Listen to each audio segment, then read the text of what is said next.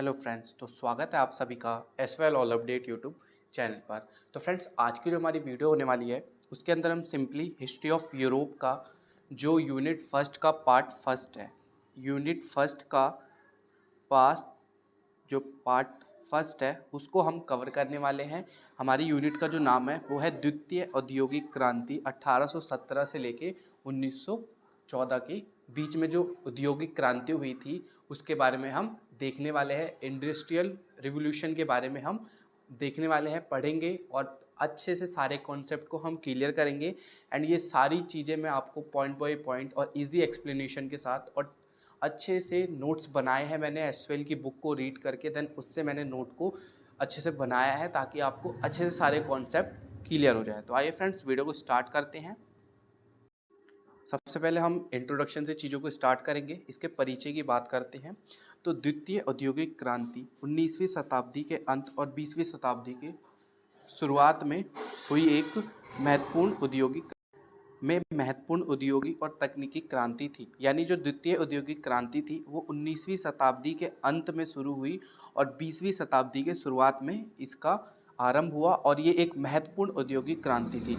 ये प्रथम औद्योगिक क्रांति थी जो कि 1760 से लेकर 1840 के बाद आई और इसमें नई वैज्ञानिकों की खोज हुई। यानी जो औद्योगिक क्रांति हो रही थी, इंडस्ट्रियल रिवॉल्यूशन जो हुआ, इसमें क्या हुआ, एक नए वैज्ञानिक की तरीके का खोज किया गया, तकनीकी नवाचार की भावनाएं आई तथा उत्पादन प्रक्रिया में भी महत्वपूर्ण सुधार देखने को मिला तथा इस अवधि के दौरान बड़े पैमाने पर औद्योगिकरण हुआ। यानी बड़े पैमाने पर इंडस्ट्रियलाइजेशन जो है वो हुआ तथा जिसे वैश्विक अर्थव्यवस्था को तेजी से विस्तार हुआ और समाज के विभिन्न क्षेत्रों पर गहरा प्रभाव पड़ा। अब जाहिर सी बात है कि अगर कहीं पे भी औद्योगिक क्रांति होती है या कहीं पे भी क्रांति होती है तो उससे समाज पर एक इम्पैक्ट तो ज़रूर पड़ेगा, एक प्रभाव तो ज़रूर पड़ेगा। चाहे वो प्रभाव नकारात्मक पड़े, चाहे वो प्रभाव सकारात्मक पड़े, यानी इट्स मीन चाहे वो नेगेटिव पॉइंट्स हो या पॉजिटिव पॉइंट हो, बट दोनों इफेक्ट हमें देखने को मिलेंगे हमारी सोसाइटी पर। तो वैसे ही जब ये औद्योगिक क्रांति यूरोप में हुई थी तो इसमें क्या हुआ, नई नई वैज्ञानिक खोज हुई तथा तकनीकी नवाचार का विकास हुआ तथा उत्पादन प्रक्रिया में भी महत्वपूर्ण सुधार हुए। और ये इस दौर का बहुत ही बड़ा औद्योगिक क्रांति था जिसने क्या करा, इस क्रांति ने विद्युत ऊर्जा, पेट्रोलियम और स्टील का बड़े पैमाने पर उपयोग हुआ और जिससे नए उद्योगों का विकास हुआ और उत्पादन विधि में क्रांतिकारी बदलाव आया। इसने क्या करा, परिवहन, संचार और निर्माण क्षेत्र में भी नई संभावनाओं को पैदा करा जिससे वैश्विक व्यापार को गति मिली और समाज में बड़े पैमाने पर परिवर्तन हुआ। जाहिर सी बात है, अगर कहीं पे भी इंडस्ट्रियल रिवॉल्यूशन होता है तो ये जितने भी इम्पैक्ट जो हमारे सोसाइटी पर पड़ते हैं तो वही सेम देखने को मिला। इससे इस क्रांति के होने से क्या हुआ, जो विद्युत ऊर्जा थी वो बढ़ी, पेट्रोलियम की लोगों ने खोज करना शुरू कर दिया था तथा स्टील का बड़े पैमाने पर उपयोग किया जिससे क्या हुआ, हमारे समाज ने और ज़्यादा बढ़ चढ़कर अच्छे से अपने आप को प्रेजेंट करने की कोशिश करी और समाज धीरे धीरे अच्छे से ग्रो करने लगा। और इस क्रांति से क्या हुआ, जो निर्माण क्षेत्र था उसमें नई संभावनाएं पैदा हुई जिससे क्या हुआ, वैश्विक व्यापार में भी लोगों को गति मिलना शुरू हुआ और समाज में बहुत सारे चेंजेस भी हुए। यानी लोगों ने जो है स्टील्स का प्रयोग करना शुरू कर दिया था, पेट्रोलियम का प्रयोग करना शुरू कर दिया था, विद्युत ऊर्जा आ गई थी। तो इससे जो भी फैक्ट्रियों में काम लोगों के हाथों से होता था वो अब धीरे धीरे मशीनों के द्वारा किए जाने लगा। जो काम करने में पहले 10 दिन 12 दिन लगते थे वही चीज़ अब 1 से 2 दिनों में आराम से ईजिली जो है करवाया जाता था और कम खर्च में ये चीज़ें हो जाती थी क्योंकि जितने भी काम थे वो अब क्या होता था, मशीनों के द्वारा यूरोप में करवाया जाता था। तो ये तो था हमारा परिचय जिसके अंदर हमने देखा, ये एक उसी से रिलेटेड एक इमेज है कि उस समय यूरोप में जो है भाप इंजन का भी आविष्कार कर लिया गया था। तो ये भी यूरोप के जो क्रांति में काफ़ी बहुत महत्वपूर्ण इम्पोर्टेंस जो है अपना निभाता है। एंड इसके बारे में भी आगे हम वीडियोस में देखेंगे। अब बात करते हैं द्वितीय औद्योगिक क्रांति के बारे में कि द्वितीय औद्योगिक क्रांति क्या थी। तो द्वितीय औद्योगिक क्रांति 19वीं शताब्दी के अंत और 20वीं शताब्दी के शुरुआत में हुई और यह एक महत्वपूर्ण औद्योगिक और तकनीकी क्रांति थी। इस क्रांति के दौरान वैज्ञानिक नवाचार और नई तकनीकों और उत्पादन विधियों में क्रांति का बदलाव हुआ।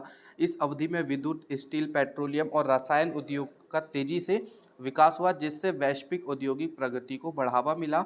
और इस क्रांति के प्रभाव केवल उत्पादन तक ही सीमित नहीं था, इसने परिवहन, संचार, शहरीकरण और सामाजिक संरचनाओं को भी प्रभावित किया।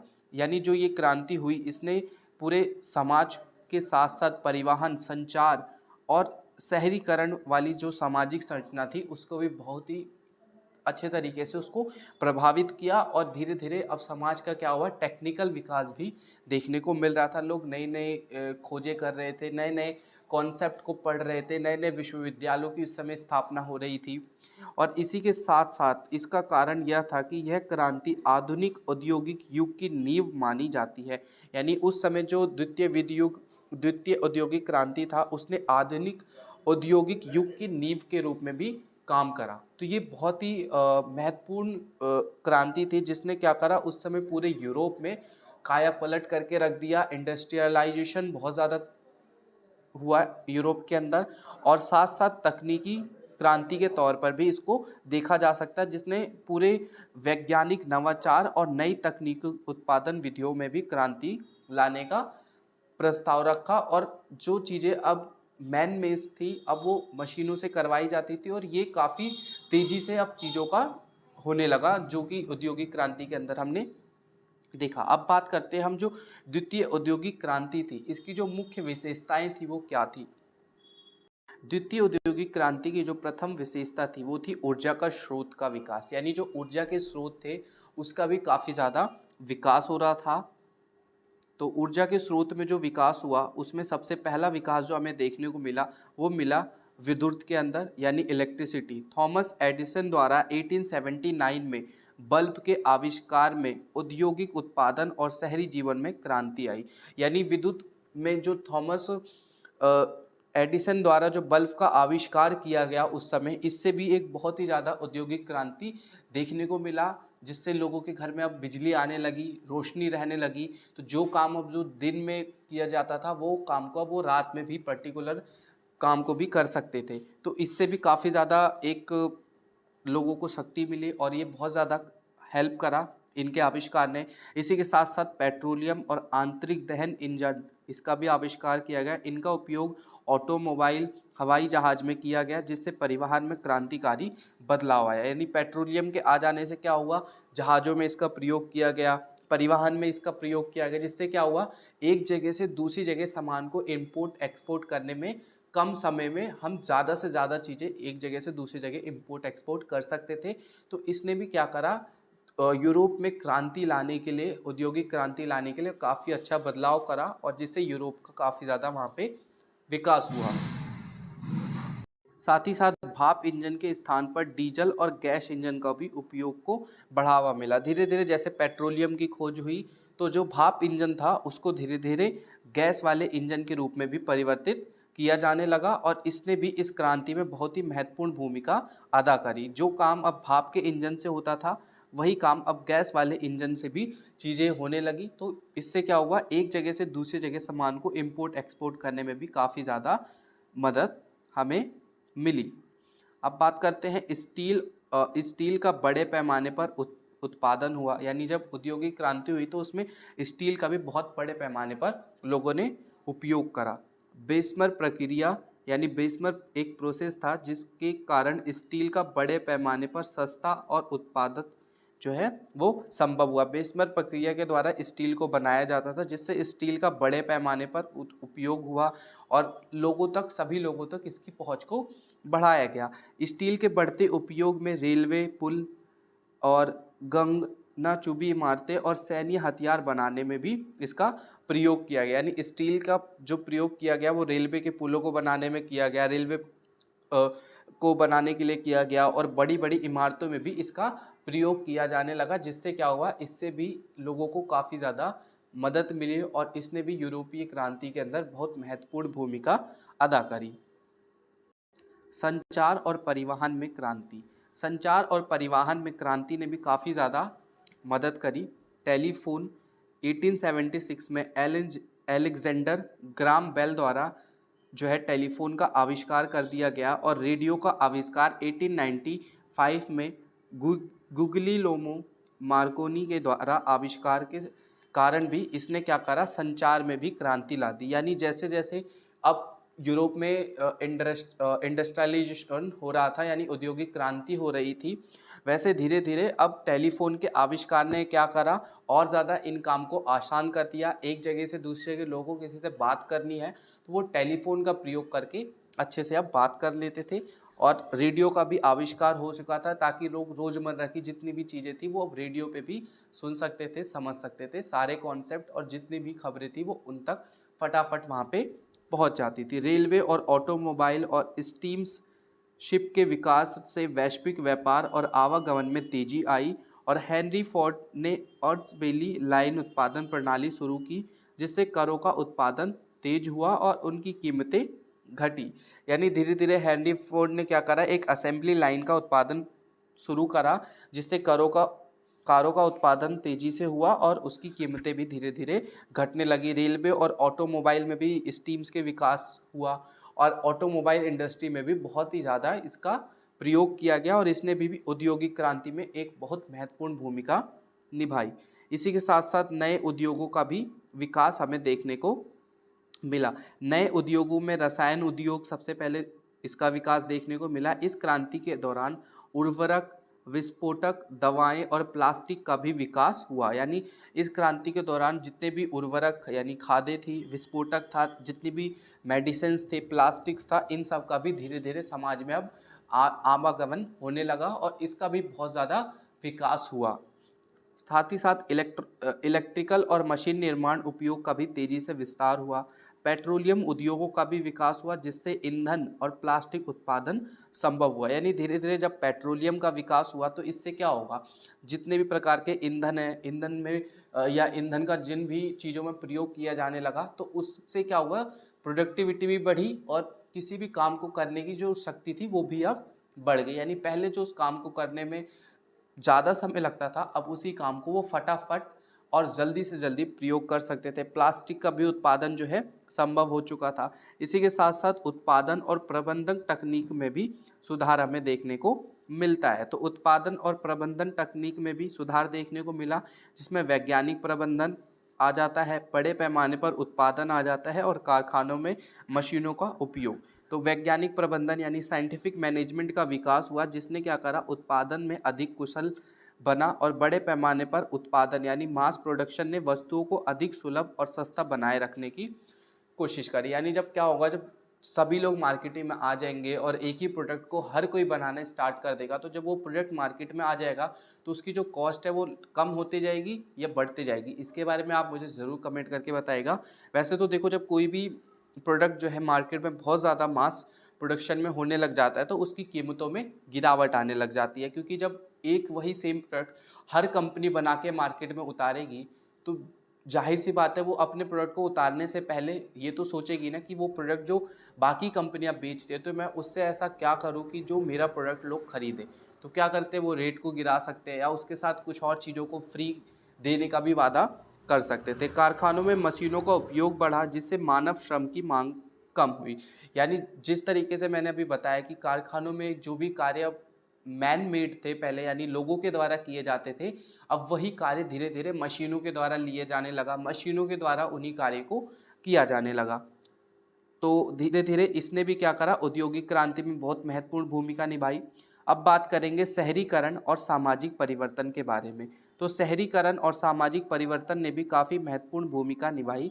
शहरों का तेजी से विस्तार हुआ क्योंकि लोग ग्रामीण इलाकों में रोजगार के लिए औद्योगिक केंद्रों में आने लगे। जो लोग ग्रामीण इलाकों में रहते थे वो अब धीरे धीरे क्या हुआ, वो लोग शहरों की तरफ अपना पलायन करने लगे और शहरों में आके अब वो लोग रहने लगे। जो लोग यहाँ गाँव में रहते थे वो लोग अब धीरे धीरे शहरों में आने लगे उद्योगों के लिए, वहाँ पे पैसे कमाने के लिए और वहाँ की जीवन को व्यतीत करने के लिए आने लगे। क्योंकि इंडस्ट्रियलाइजेशन जब हो रहा था तो जितने भी शहरों के लोग थे वो अब गाँव के जितने भी लोग थे वो गाँव को छोड़ के अब शहरों में आने लगे। मध्य वर्ग यानी जो मिडिल क्लास था और जो श्रमिक वर्ग यानी वर्किंग क्लास था, इसका भी उदय हुआ। यानी दो वर्गों का भी उदय हुआ, यानी मिडिल क्लास और जो वर्किंग क्लास था, इन दो लोगों का भी उदय हुआ। और साथ ही साथ मजदूरों की कठिनाइयों के कारण ट्रेड यूनियन और श्रम कानून की भी शुरुआत हुई। यानी जिस तरीके से मजदूरों को कठिनाइयों में रहना पड़ता था, स्लम वाले एरिया में रहना पड़ता था, उसी के लिए अब क्या करना पड़ा, एक ट्रेड यूनियन नाम से श्रम कानून की भी शुरुआत हुई, जिससे अब जो श्रमिक लोग थे उनके लिए भी ट्रेड यूनियन ने कानून बनाने का कार्य करा। अब हम बात करेंगे वैश्विक प्रभाव और साम्राज्यवाद के बारे में।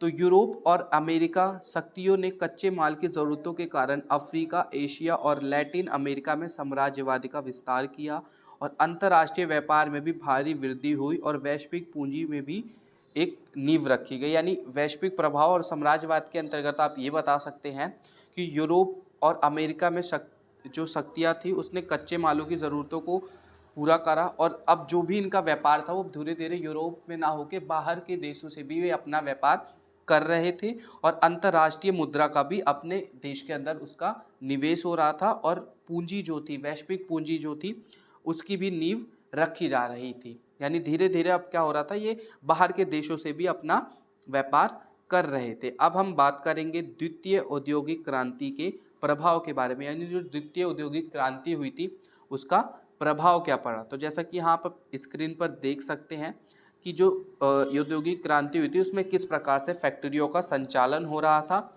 और किस प्रकार से वहाँ पे चीज़ों का प्रोडक्शन यहाँ पे हो रहा था, वो आप इस इमेज के अंदर देख सकते हैं।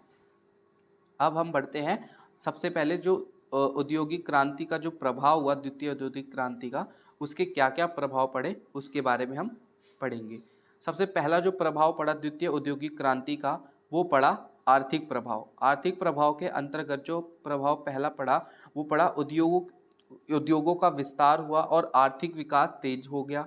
वैश्विक व्यापार और पूंजीवाद का प्रसार हुआ, श्रमिक वर्ग का विस्तार हुआ और मजदूरों के नए मानदंड का भी विकास हुआ। उद्योगों के विस्तार के साथ साथ लोगों ने आर्थिक विकास तेजी से करने लगे लोग अपना, साथ ही साथ वैश्विक व्यापार और पूंजीवाद का भी एक वर्ग देखने को हमें मिल जाता है, और इसने क्या करा, श्रमिक वर्ग का भी विस्तार काफ़ी तेजी से हुआ और मजदूरों के एक नए मानदंड का भी विकास हमें देखने को मिलता है। अब हम इसके सामाजिक प्रभाव की बात करें तो सामाजिक प्रभाव के अंतर्गत हम बता सकते हैं कि औद्योगिकरण के कारण शिक्षा, स्वास्थ्य सेवाएं और जीवन स्तर में भी सुधार देखने को मिला। यानी जिस प्रकार से लोगों का विकास हो रहा था तो उसमें लोग अपनी शिक्षा अध्ययन की तरफ भी फोकस कर रहे थे, स्वास्थ्य से रिलेटेड भी फैसिलिटी लोग अपना रहे थे और लोगों के जीवन स्तर में भी अब सुधार आने लग गया था। साथ ही साथ श्रमिक आंदोलन और ट्रेड यूनियन सक्रिय हुए, जिससे श्रमिकों के अधिकार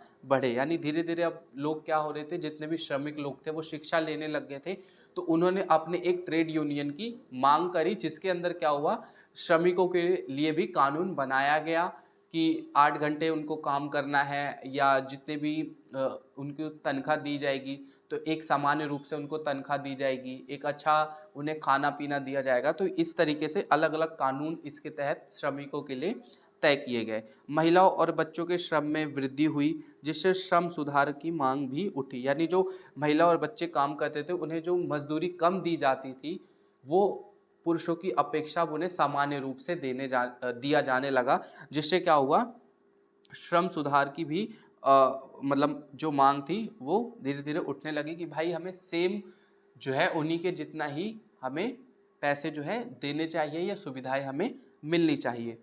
इसके बाद बात करेंगे अब हम तकनीकी प्रभाव की।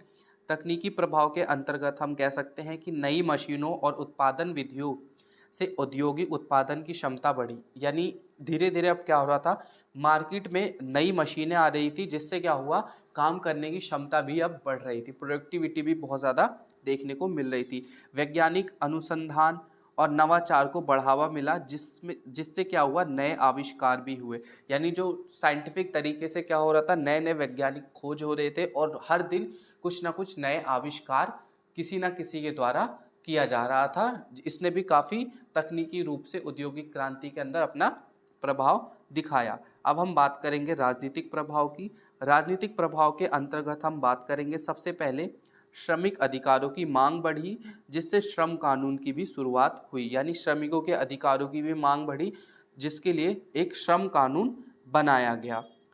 इसी के साथ साथ साम्राज्यवाद और साम्यवाद जैसे विचारधाराओं का भी प्रचार प्रसार हुआ।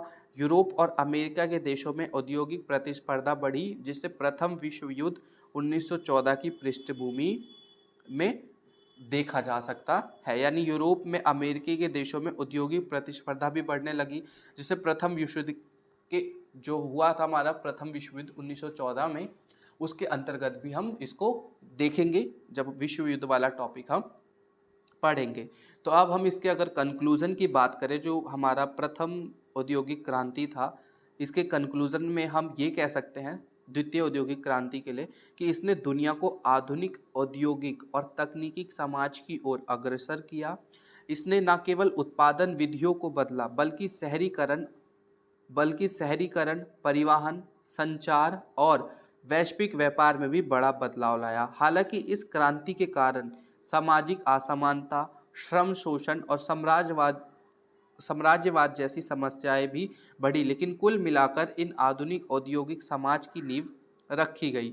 आज डिजिटल और तकनीकी क्रांति के पीछे भी द्वितीय औद्योगिक क्रांति की तकनीकी और वैज्ञानिक उपलब्धियां ही प्रेरणा स्रोत बनी। यानी जिस प्रकार से आज समाज में जो टेक्निकल और डिजिटल तकनीक की जो क्रांति थी, उसी ने द्वितीय औद्योगिक क्रांति की तकनीक और वैज्ञानिक उपलब्धियों की ही प्रेरणा स्रोत बनी है। यानी जिस प्रकार से द्वितीय औद्योगिक क्रांति ने शहरीकरण, परिवहन, संचार और वैश्विक व्यापार को बड़े बदलाव किए, उसी प्रकार से इसने क्या करा, समाज में लोगों के बीच असमानता, श्रम शोषण और साम्राज्यवाद जैसी समस्याओं को भी उत्पन्न करा। परंतु कुल मिलाकर ये कहा जा सकता है कि जो द्वितीय औद्योगिक क्रांति थी, उसने यूरोप के विकास में काफ़ी ज़्यादा मदद करी और इससे क्या हुआ, यूरोप का काफ़ी ज़्यादा विकास हुआ, वहाँ के लोगों का विकास हुआ और लोगों ने नई नई चीज़ों से अपने आप को अवगत कराया। अब हम बात करेंगे पहली और दूसरी औद्योगिक क्रांति के बीच जो समानता और अंतर है उसके बारे में। औद्योगिक क्रांति मानव इतिहास में महत्वपूर्ण मोड़ थी, जिन्होंने उत्पादन, प्रौद्योगिकी, समाज और अर्थव्यवस्था में बड़ा बदलाव लाया। पहली औद्योगिक क्रांति जो हमारी थी वो 1760 से लेकर 1840 के बीच में थी और दूसरी औद्योगिक क्रांति 1817 से लेकर 1914 के बीच में सामान्यता मानी जाती है। अब इनके बीच जो डिफरेंस था, जो अंतर था, उसके बारे में हम बात करेंगे। तो सबसे पहले जो औद्योगिक क्रांति की जो समानता के बारे में बात करेंगे वो था उद्योगों का विकास। यानी दोनों क्रांतियों में क्या हुआ, पारंपरिक हस्तशिल्प और कृषि आधारित जो अर्थव्यवस्था थी, उसने मशीन आधारित उद्योगों की ओर बदलाव। इसके अंतर्गत ये हुआ कि जो दोनों क्रांति थी उसमें जो हैंडीक्राफ्ट था और जो कृषि आधारित अर्थव्यवस्था थी, वो अब क्या हो गया, मशीनों से आधारित हो गया और इससे उद्योग में काफ़ी ज़्यादा बदलाव हुआ। यानी जो पर्टिकुलर कोई चीज़ जो लोगों के हाथों से बनाई जाती थी, वही चीज़ अब मशीनों के द्वारा किया जाने लगा या वही काम अब मशीनें करने लगी। तो इससे काफ़ी ज़्यादा उद्योगों की ओर बदलाव हुआ।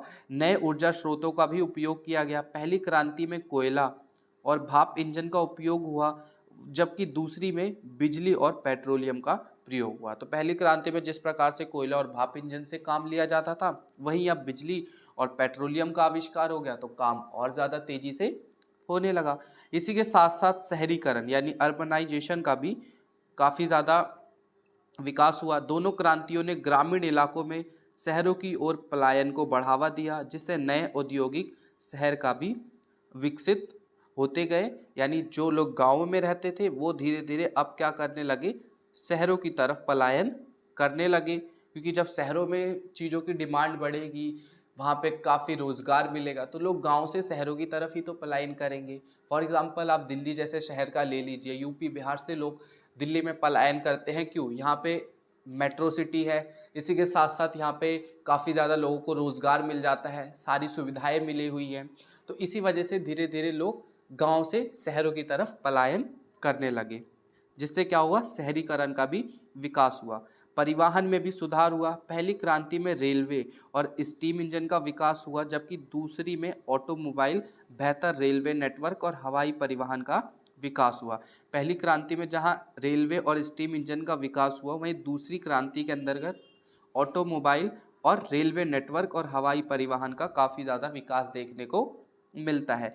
संचार में प्रगति हुई, संचार सेवाओं में भी प्रगति हुई। पहली क्रांति में रेलवे और स्टीम इंजन का विकास हुआ, जबकि दूसरी में ऑटोमोबाइल, बेहतर रेलवे नेटवर्क और हवाई परिवहन का भी विकास देखने को हमें मिलता है। इसके अंतर्गत अब हम बात करें आर्थिक प्रभाव की, तो आर्थिक प्रभाव में हम ये कह सकते हैं कि दोनों क्रांतियों ने वैश्विक व्यापार को बढ़ावा दिया, जिससे पूंजीवाद को मजबूती मिली, यानी जो कैपिटलाइजेशन था उसमें काफ़ी ज़्यादा मजबूती हमें देखने को मिलती है। श्रमिक वर्गों का उदय हुआ, मजदूरों की संख्या बढ़ी और दोनों क्रांतियों में एक श्रमिकों के अधिकार के लिए आंदोलन शुरू हो गए थे। यानी धीरे धीरे क्या हुआ, मजदूरों की जो संख्या थी वो बढ़ते जा रही थी और अब क्या हो रहा था, मजदूर अपने अधिकारों की मांग करना शुरू कर देते थे।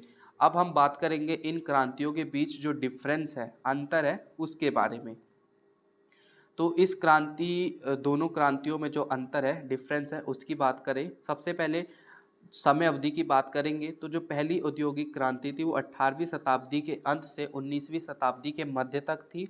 वहीं जो दूसरी औद्योगिक क्रांति थी वो 19वीं शताब्दी के अंत से 20वीं शताब्दी के शुरुआत तक मानी जाती है। मुख्य ऊर्जा स्रोतों की बात करें तो इसमें कोयला और भाप इंजन था पहली क्रांति के अंदर। दूसरी क्रांति के अंतर्गत बिजली, पेट्रोलियम और आंतरिक दहन इंजन का भी प्रयोग किया गया था। सेम इसी प्रकार से अगर औद्योगिक क्रांति का आ सकता है तो आप एसवाल के पेपर के अंदर भी इस तरीके से बॉक्सेस बना के इन्हें टेबल में इनके डिफरेंस को आप बता सकते हैं, जिससे टीचर्स पे काफ़ी ज़्यादा अच्छा इम्पैक्ट पड़ेगा और आपको काफ़ी अच्छे मार्क्स देखने को मिलेंगे। एंड इसी के बाद बात करेंगे मुख्य उद्योग की इसमें। तो पहली जो औद्योगिक क्रांति थी उसके अंदर कपड़ा, लोहा, कोयला और रेलवे जो है वो मुख्य उद्योग थे। द्वितीय औद्योगिक क्रांति के अंदर स्टील का प्रयोग किया गया, रसायन बना, बिजली काफ़ी मात्रा में लोगों ने प्रयोग करा, तेल और ऑटोमोबाइल का भी मुख्य उपयोग देखने को मिला। इसी के बाद अब हम बात करें तकनीकी नवाचार की, तो तकनीकी नवाचार के अंदर पहली जो औद्योगिक क्रांति थी उसने स्पैनिंग जेनी और पावर लूम और स्टीम इंजन का आविष्कार हुआ, और द्वितीय औद्योगिक क्रांति के अंदर बल्ब का आविष्कार हुआ, टेलीफोन का आविष्कार हुआ, रेडियो का आविष्कार हुआ और असेंबली लाइन जैसी चीज़ें भी बनाई जाने लगी। इसी के साथ साथ उत्पादन प्रणाली की बात करें तो पहली औद्योगिक क्रांति के अंदर जो हस्तशिल्प से मशीन उत्पादन की ओर परिवर्तन हुआ, यानी जो हैंडीक्राफ्ट था उससे मशीन की तरफ लोग अब बढ़ रहे थे, तथा दूसरे के अंदर बड़े पैमाने पर उत्पादन हुआ और असेंबली लाइन प्रणाली भी शुरू हुई। यानी जो पहले कुछ काम लोगों के द्वारा लिया जा रहा था वो द्वितीय औद्योगिक क्रांति में पूरी तरीके से वह समाप्त हो चुका था। लगभग सारे काम मशीनों के द्वारा ही अब किए जा रहे थे। परिवहन प्रणाली में बात करें तो पहली औद्योगिक क्रांति के अंदर रेलवे और स्टीम इंजन का विकास हुआ, वहीं दूसरी औद्योगिक क्रांति के अंदर ऑटोमोबाइल और आधुनिक रेलवे और हवाई जहाज का विकास हमें देखने को मिलता है। संचार प्रणाली की बात करें तो संचार प्रणाली के अंदर पहली औद्योगिक क्रांति के अंदर टेलीग्राम और समाचार पत्र हमें देखने को मिलते हैं, जो एक जगह से दूसरी जगह कम्युनिकेशन का माध्यम बना, संचार का माध्यम बना। और टेलीफोन और रेडियो और वायरलेस संचार ने दूसरी औद्योगिक क्रांति में काफ़ी महत्वपूर्ण भूमिका निभाई। वैश्विक प्रभाव की बात करें तो पहली औद्योगिक क्रांति के अंदर उद्योगों की शुरुआत और व्यापार का विस्तार हुआ, यानी नए नए उद्योगों की शुरुआत हो रही थी और साथ साथ व्यापार का भी काफ़ी ज़्यादा विस्तार हमें देखने को मिलता है। साथ ही साथ साम्राज्यवाद का भी विस्तार हुआ और वैश्विक व्यापार में भी वृद्धि हुई। तो ये हमारे वैश्विक प्रभाव थे। अब बात करेंगे हम सामाजिक प्रभाव की। तो पहली औद्योगिक क्रांति के अंदर मजदूरों की कठिनाइयाँ थी, बाल श्रम और खराब कामकाजी परिस्थितियाँ थी। वहीं दूसरी औद्योगिक क्रांति के अंदर श्रम कानून में सुधार हुआ, मजदूरों के संघों का भी विकास हुआ। यानी द्वितीय औद्योगिक क्रांति के अंदर मजदूरों के हित में बात करने के लिए मजदूर संघ का भी निर्माण किया गया और मजदूरों के लिए कानून का भी पालन किया गया और नए नए कानून भी बनाए गए। अब कंक्लूजन की बात करते हैं। निष्कर्ष रूप में हम ये कह सकते हैं कि औद्योगिक क्रांति ने उद्योगों की नींव रखी, मशीनों के उपयोग की शुरुआत और उत्पादन प्रक्रिया में बदलाव लाया। दूसरी औद्योगिक क्रांति ने उत्पादन को बड़े पैमाने पर किया तथा नई प्रौद्योगिकी को अपनाने और वैश्विक अर्थव्यवस्था को मजबूत करने में भी मदद करी। पहली क्रांति में परिवर्तन धीमे थे, जबकि दूसरी क्रांति में तकनीकी प्रगति तेजी और प्रभावी तरीके से हुई। इन दोनों क्रांतियों ने आधुनिक विश्व आधारशिला रखने का भी प्रयास करा, जिससे आज की तकनीक और औद्योगिक प्रगति संभव हो पाई है। यानी दोनों ही क्रांति ने काफ़ी इम्पैक्ट डाला और अच्छे से यूरोप का विकास करा और तेजी से विकास करने में मदद करा है। अब हम बात करेंगे द्वितीय औद्योगिक क्रांति के दौरान यूरोप में जो व्यवसाय करने के नए नए तरीके उत्पन्न हुए वो कौन से थे। तो द्वितीय औद्योगिक क्रांति के दौरान यूरोप में व्यवसाय करने के जो तरीके थे उसकी बात करेंगे। द्वितीय औद्योगिक क्रांति के अंदर जो कि 1870 से 1914 के दौरान हुआ, इसने व्यवसाय के नए तरीके विकसित हुए। इस समय उद्योगों में बड़े पैमाने पर बदलाव हो रहे थे तथा उत्पादन क्षमता भी बढ़ रही थी। व्यापार का विस्तार हो रहा था और आर्थिक विकास की गति भी धीरे धीरे अब बढ़ती जा रही थी। बड़े पैमाने पर जो उत्पादन हुआ, मास प्रोडक्शन जो देखने को हमें मिलता है, काफ़ी ज़्यादा देखने को मिलता है। तो हेनरी फोर्ड द्वारा शुरू की गई असेंबली लाइन प्रणाली के कारण बड़े पैमाने पर उत्पादन जो है वो संभव हुआ। इससे भी काफ़ी ज़्यादा विकास हमें देखने को मिलता है। इसी के साथ साथ ऑटोमोबाइल, मशीन और अन्य उत्पादन की लागत कम हुई और व्यापार में भी वृद्धि हुई। स्टील और पेट्रोलियम का उपयोग जो था वो काफ़ी तेज़ी से हुआ, जिससे काफ़ी ज़्यादा विकास हमें देखने को मिलता है और इससे ज़्यादा समाज का बहुत ज़्यादा विकास उस समय यूरोप के अंदर हुआ था। विद्युत और मशीनरी का भी उपयोग हुआ। Use of electricity and machinery. विद्युत ऊर्जा के उपयोग से कारखानों की कार्यक्षमता भी बढ़ी। यानी जो विद्युत ऊर्जा थी उससे प्रयोग से कारखानों में जो कार्य क्षमता थी वो काफ़ी ज़्यादा बढ़ी। नई मशीनों के कारण उत्पादन तेजी से हुआ और सस्ते तरीके से होने लगा। यानी जो काम पहले लोगों के द्वारा ज़्यादा समय लगाकर किया जाता था, वही काम अब मशीन कम लागत में काफ़ी तेज़ी से कर रही थी। स्टील और केमिकल और इलेक्ट्रॉनिक उद्योगों ने भारी निवेश हुआ। यानी जो भी इलेक्ट्रॉनिक उद्योग थे उसमें काफ़ी ज़्यादा भारी निवेश देखने को हमें मिलता है। साथ ही साथ रेलवे और परिवहन उद्योग यानी रेलवे एंड ट्रांसपोर्ट ने भी बिजनेस में काफ़ी ज़्यादा मदद करी। यूरोप में रेलवे नेटवर्क का विस्तार हुआ, जिससे व्यापार और कच्चे माल की आपूर्ति आसान हुई।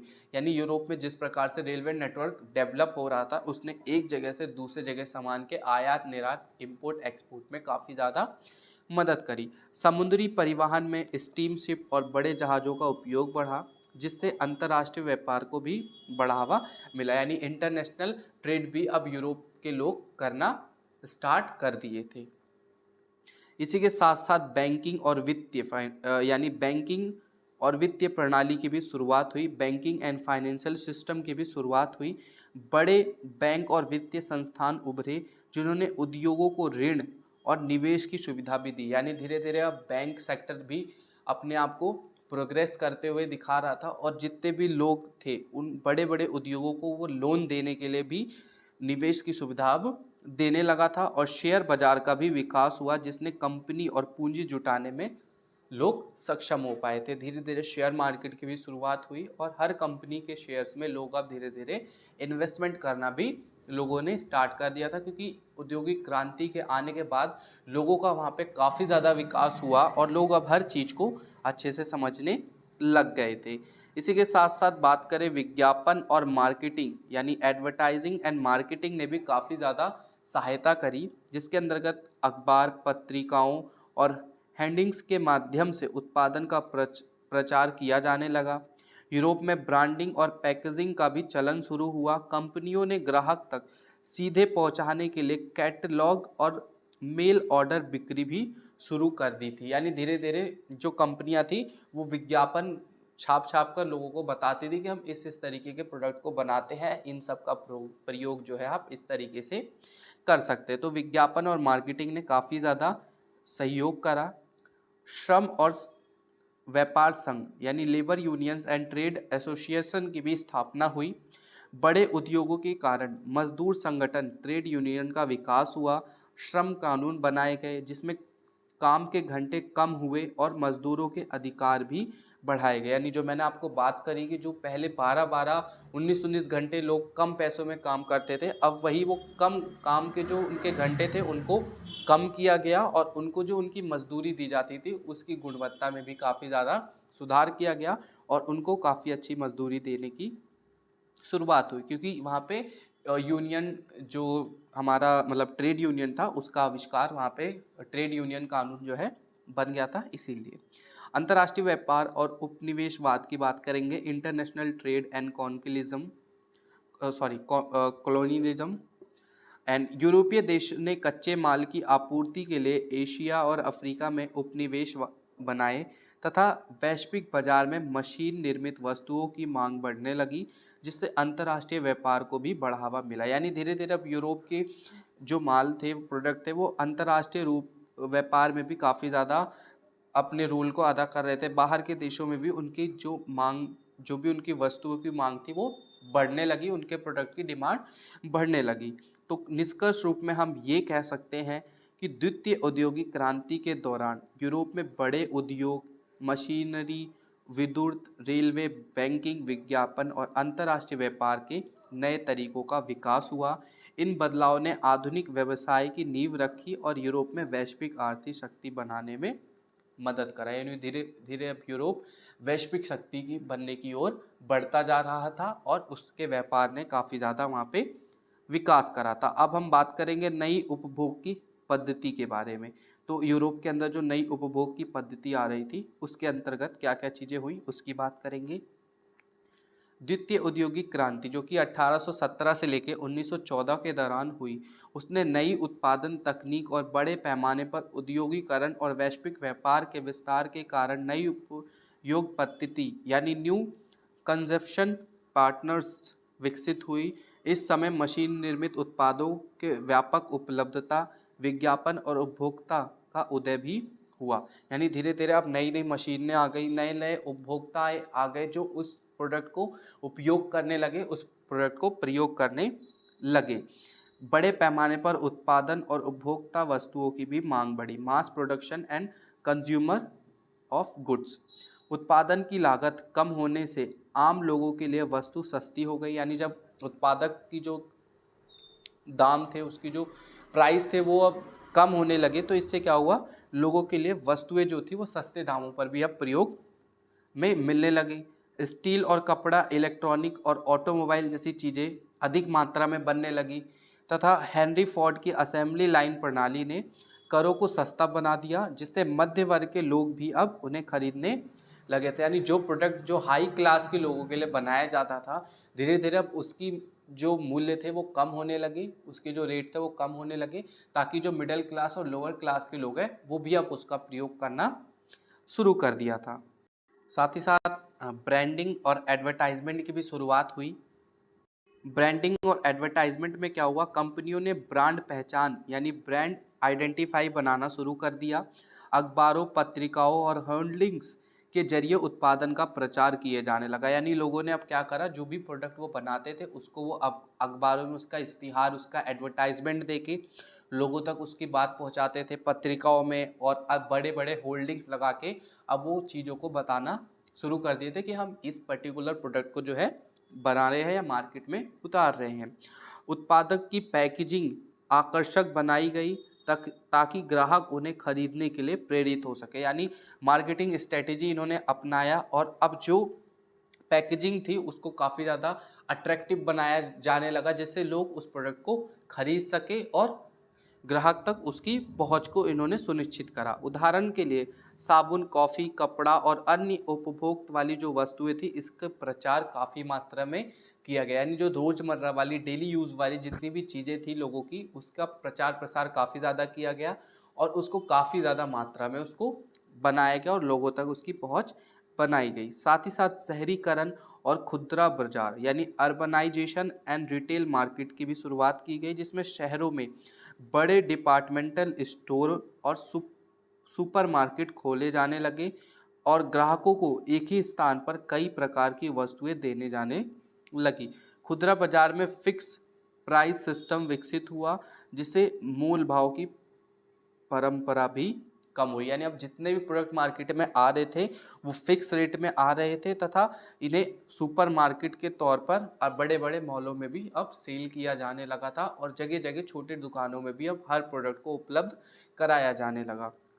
साथ ही साथ किस्तों पर खरीद यानी इंस्टॉलमेंट बाइंग भी अब लोग वहाँ पे यूरोप के अंदर शुरू हो गया था। लोग महंगे उत्पादों को किस्तों में यानी इंस्टॉलमेंट पर खरीदे जाने लगे, जिससे उपभोग बढ़ा। इस प्रक्रिया ने मध्य वर्ग को महंगे उत्पादन खरीदने में सक्षम बनाया।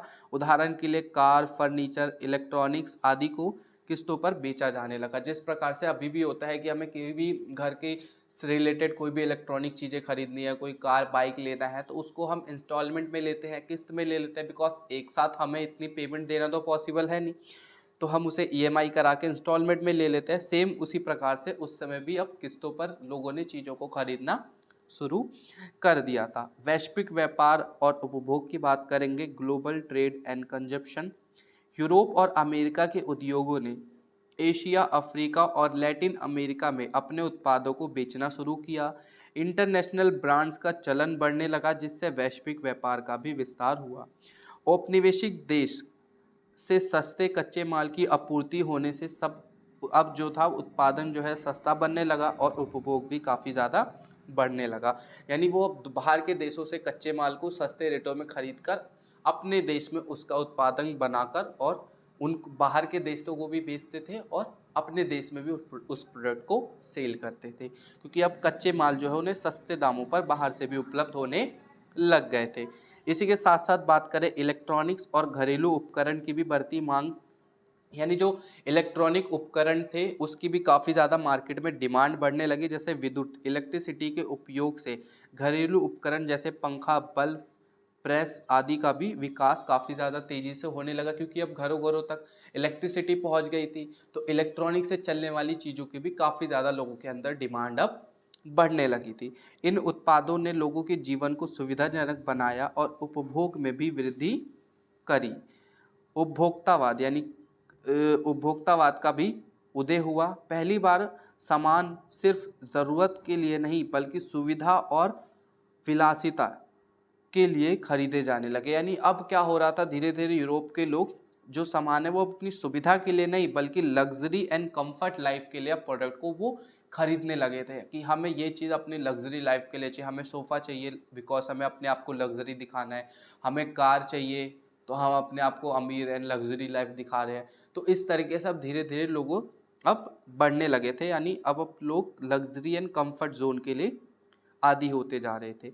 ब्रांड और उच्च गुणवत्ता वाले उत्पादों की मांग बढ़ने लगी। उपभोक्ता अपने रहने के स्तर को बेहतर बनाने के लिए भी अधिक खर्च करने लगे थे। यानी अब धीरे धीरे जिस प्रकार से मार्केट में लोगों के पास पैसा आते जा रहा था, तो वो हर एक एक चीज़ की जो लग्जरी चीज़ें होती थी या जो उनके उपयोग वाली चीज़ें होती थी उसका काफ़ी ज़्यादा मार्केट में अब डिमांड बढ़ते जा रहा था और लोग उसका जो है प्रयोग करने लग गए थे। अब इसका हम ओवरऑल कंक्लूजन बात करें, यानी इस पूरे जो द्वितीय औद्योगिक क्रांति था, तो इसका ओवरऑल कंक्लूजन की हम बात करें तो इसके अंतर्गत हम ये कह सकते हैं कि औद्योगिक क्रांति ने मानव समाज और अर्थव्यवस्था को पूरी तरह से परिवर्तित कर दिया था तथा पहली औद्योगिक क्रांति ने जिस प्रकार से मशीन, भाप इंजन और कोयला के उपयोग से पारंपरिक कृषि आधारित समाज को औद्योगिक समाज में बदल दिया, वहीं दूसरी औद्योगिक क्रांति ने बिजली,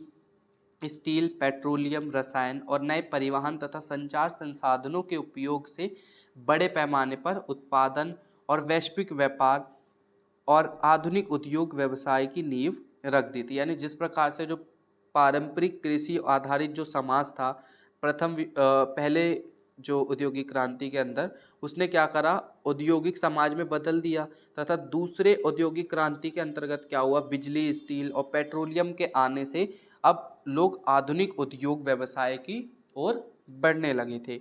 इन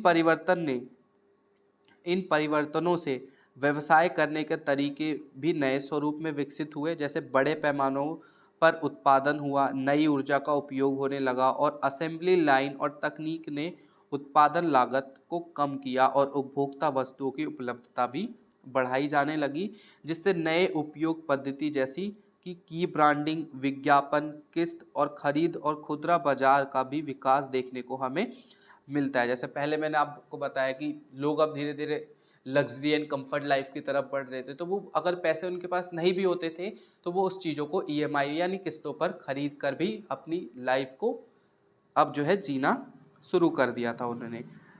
समग्र रूप से औद्योगिक क्रांति और इन नवाचार ने आधुनिक व्यवसाय मॉडल और आर्थिक विकास और सामाजिक संरचना को भी काफ़ी हद तक प्रभावित किया, जो आज भी हमारे जीवन में स्पष्ट रूप से देखा जा सकता है। जो कि आज भी हम देख सकते हैं कि हम अपनी कंफर्ट लाइफ जीने के लिए हर महंगी से महंगी चीज़ को भी खरीदने की कोशिश करते हैं और उसे खरीद कर ही रहते हैं। तो ये था फ्रेंड्स हमारी आज की वीडियो, जिसके अंदर हमने देखा जो द्वितीय औद्योगिक क्रांति था उसके अंतर्गत क्या क्या चीज़ें यूरोप के अंदर हुई। तो फ्रेंड्स अगर आपको किसी भी प्रकार का डाउट है तो वो आप मुझे कमेंट बॉक्स में ज़रूर कमेंट करके बताइएगा, या मेरे लिए कोई सजेशन हो तो उसे ज़रूर कमेंट करके बताइएगा। मिलते हैं आपसे अपनी अगली वीडियो में। Thanks for watching, meet you on next video. And video को बंद करने से पहले मैं आपसे एक ही चीज़ बोलना चाहूँगा कि अगर चैनल पर नए आए हैं तो चैनल को सब्सक्राइब कर दीजिएगा, वीडियो को लाइक करके इस वीडियो को अपने दोस्तों तक शेयर जरूर कर दीजिएगा, बिकॉज अब एग्ज़ाम भी आने वाले हैं तो पढ़ना भी ज़रूरी है। एंड एक ही बात कहूँगा कि वीडियो अगर अच्छी लगी हो तो लाइक करके चैनल सब्सक्राइब करके, एंड जो भी आपका डाउट है वो आप कमेंट करके पूछ सकते हैं, या किसी भी तरीके का सजेशन है तो वो मुझे ज़रूर बताइएगा। मिलते हैं आपसे अपनी अगली वीडियो में। Thanks for watching, meet you on next video.